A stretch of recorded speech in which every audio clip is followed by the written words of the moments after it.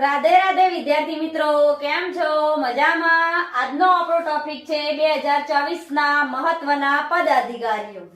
રાષ્ટ્રપતિ દ્રૌપદી મુર્મુ જે પ્રથમ આદિવાસી મહિલા છે. પ્રધાનમંત્રી નરેન્દ્ર મોદી જે આપણા ગુજરાતી છે.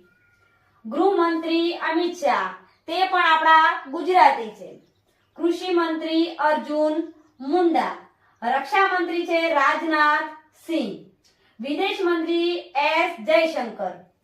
શિક્ષા મંત્રી છે ધર્મેન્દ્ર પ્રધાન. રેલ મંત્રી અશ્વની વૈષ્ણવ.